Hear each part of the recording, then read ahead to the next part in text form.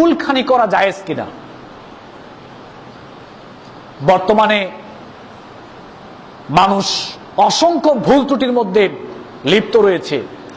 এর মধ্যে মারাত্মক ধরনের একটা ভুল হচ্ছে কুলখানি করা। এটা মানুষের পারিবারিক, সামাজিক, রাষ্ট্রীয়ভাবে পর্যন্ত এই কুলখানির মধ্যে বেশিরভাগ মানুষ লিপ্ত রয়েছে। চলুন আমরা দেখি ইসলামের দৃষ্টিতে এই কুলখানি সম্পর্কে ইসলাম কি বলে। কুলখানি করা জায়েজ, তবে এটার জন্য নির্দিষ্ট কোনো সময় ফিক্সড করা যাবে না। 3 দিনও ফিক্সড করা যাবে না, 40 দিনও ফিক্সড করা যাবে না। কুলখানি করা জায়েজ, তবে এর জন্য নির্দিষ্ট কোনো দিন ফিক্সড করা যাবে না।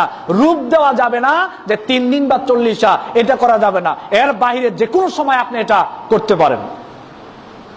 কিভাবে করতে পারেন? যে খাবারটা আপনি খাওয়াবেন, সদকা স্বরূপ, দান স্বরূপ আপনি খাওয়াতে পারেন, নির্দিষ্ট কোনো দিন ছাড়াই। এবার কুলখানি নিয়ে আমরা কোথায় আছি দেখেন। সাধারণ মানুষ, সারা পৃথিবীর মানুষ কুলখানিকে কেন্দ্র করে আপনি আর আমি কি করছি, আপনি ভালো করে একটা জিনিস খেয়াল করেন। আপনার বাবা মা মারা গিয়েছে, এখন আপনার পুরা ইউনিয়নের লোক গিয়ে আপনি দাওয়াত দিবেন, আপনার পুরা জেলার মানুষকে আপনি গিয়ে দাওয়াত দিবেন যে আমার বাপ মা মারা গিয়েছে, 3 দিনের দিন আমার বাপ মার পক্ষ থেকে আমার নরসিংদী জেলার, আমার এই ইউনিয়নের সমস্ত মানুষকে 150 করে টাকা আমি আমার বাপ মার পক্ষ থেকে দিব, আপনারা সবাই আমার বাড়িতে দাওয়াত। আপনাদের সবাইকে আমার বাসায় দাওয়াত দিলাম, আমার বাপ মা মারা গিয়েছে 3 দিনের দিন অথবা 40-এর দিন, সবাইকে আমি 150 করে টাকা দেব, সবাই আসবেন। কয়জন যাবে? যারা ধনী মানুষ তারা যাবে না, যারা দরিদ্র মানুষ তারা যেতে পারে। যারা ধনী মানুষ তারা যাবে না কেন? তারা চিন্তা করবে এটা তো সৎকার টাকা, 150 টাকা দিবে বাপমার পক্ষ থেকে, এটা দানের টাকা, এটা তো আমরা নিতে পারবো না।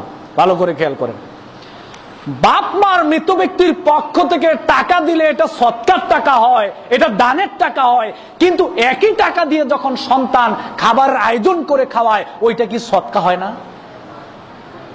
টাকা দিলে সৎকা হয়, খাওয়ালে সৎকা হয় না? মৃত ব্যক্তির পক্ষ থেকে টাকা দেওয়া যেমনি ভাবে সৎকা, মৃত ব্যক্তির পক্ষ থেকে যা আয়োজন করা হয়, যা খাওয়ানো হয়, সবই সৎকা। সুতরাং এই কুলখানির খাবার সবাই খেতে পারবে না, যারা সৎকার উপযুক্ত তারা খেতে পারবে। এবার চিন্তা করে দেখেন, যারা যারা কুলখানি আমরা খেয়েছি সবাই সৎকা খেয়েছি, আরো খাবেন, সৎকা আরো খাবেন। জীবনে কোনোদিন সৎকা খান নাই, দান খান নাই, নিজের অজান্তেই কত সৎকা খেয়েছেন, আরো খাবেন। তওবা করেন আল্লাহর কাছে যে আল্লাহ ভুল করেছি, আর কোনোদিন কুলখানির দাওয়াতে যাব না। কারা যেতে পারবেন? যারা দরিদ্র, সৎকা খাওয়ার উপযুক্ত যারা, তারা যেতে পারবেন। তাহলে কুলখানি করা জায়েজ কিভাবে? আপনি মৃত ব্যক্তির পক্ষ থেকে সৎকা হিসেবে, দান হিসেবে দরিদ্র মানুষকে খাওয়াতে পারেন, এবং সৎকা হিসেবে, দান হিসেবে আপনি টাকা দিতে পারেন, সৎকা করতে পারেন। এর জন্য নির্দিষ্ট কোনো আয়োজন নাই, কোনো দিন ধার্য করা যাবে না, না 3 দিন না 40।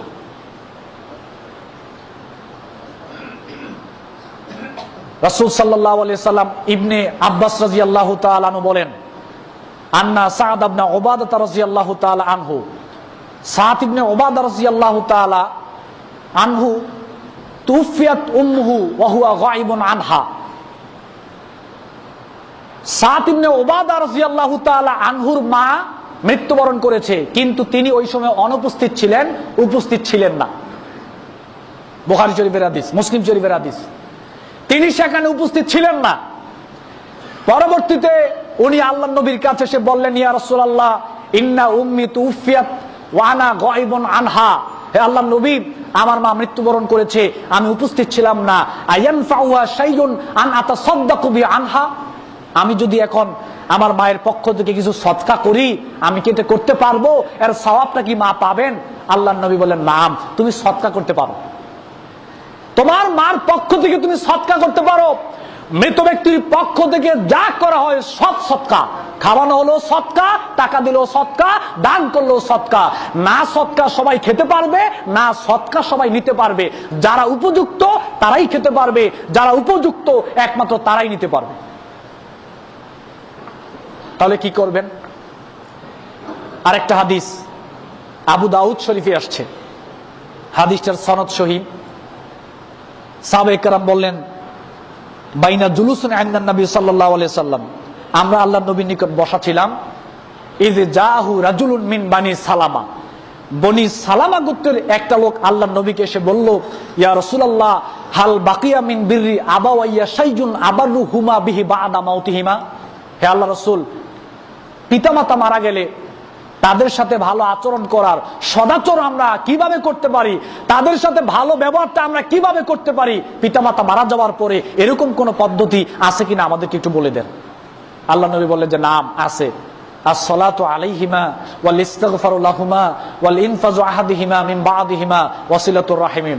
আল্লাহ নবী বললেন, যারা চলে গেছে তাদের জন্য তোমরা দোয়া করো। as-salatu alayhima মানে তাদের জন্য তোমরা দোয়া করো, ওয়াল ইস্তিগফারু লাহুমা তাদের জন্য আল্লাহর কাছে ক্ষমা চাও, ইস্তেগফার করো, ওয়াল ইনফাজু আহাদিহিমা মিন বাদি মাউতিহিমা, আর তারা যদি কোনো ওয়াদা করে যায়, ওয়াদা যদি বাস্তবায়ন না করেই মারা যায়, তাহলে মৃত ব্যক্তির পক্ষ থেকে তার ওয়াদাটা তুমি বাস্তবায়ন করে দাও। মৃত ব্যক্তি মারা যাওয়ার পরে তার আত্মীয়র সাথে তুমি সম্পর্ক ভালো রাখো, তার আত্মীয়র সাথে সম্পর্ক তুমি ভালো রাখো। ওয়াইকরামু তাসদীকিহিমা ওয়াইকরামু সাদিকিহিমা, তার যে বন্ধু রয়েছে, তার যে সহযোগী ছিল, তাদের সাথে ভালো আচরণ করো। তাহলে মৃত ব্যক্তি মারা গেলে আপনি তার জন্য কি করবেন? আল্লাহর কাছে দোয়া করবেন, আল্লাহর কাছে ইস্তেগফার করবেন। সে যদি কোনো ওয়াদা করে যায়, পূরণ করতে পারে নাই, আপনার সামর্থ্য থাকলে ওই ওয়াদাটা আপনি পূরণ করার চেষ্টা করবেন এবং তার আত্মীয়দের সাথে সম্পর্ক বজায় রাখবেন এবং তার সহযোগী বন্ধু যারা ছিল তাদের সাথে আপনি ভালো আচরণ করবেন, সম্মান করবেন, তাদের সাথে ভালো আচরণ করবেন, তাদেরকে দেখা হলে সম্মান করবেন। তাহলে কবরের মধ্যে তারা কি করবে? সওয়াব পাবে। সম্মানিত উপস্থিতি, সমাজে কুলখানি যে চালু রয়েছে 3 দিনের দিন, 40 দিন, সেখান থেকে আমাদেরকে ফিরে আসতে হবে। মৃত ব্যক্তির পক্ষ থেকে আপনি সদকা করতে পারেন, দান করতে পারেন, মানুষকে খাওয়াতে পারেন। নির্দিষ্ট কোনো দিন করা যাবে না, তবে ওই খাবারটা সবাই খেতে পারবে না, ওই দানটাও সবাই নিতে পারবে না। যারা উপযোগী দান নেওয়ার, সদকা খাওয়ার, একমাত্র তারাই সেটা গ্রহণ করতে পারবে, তারাই সেটা খেতে পারবে। সম্মানিত উপস্থিতি।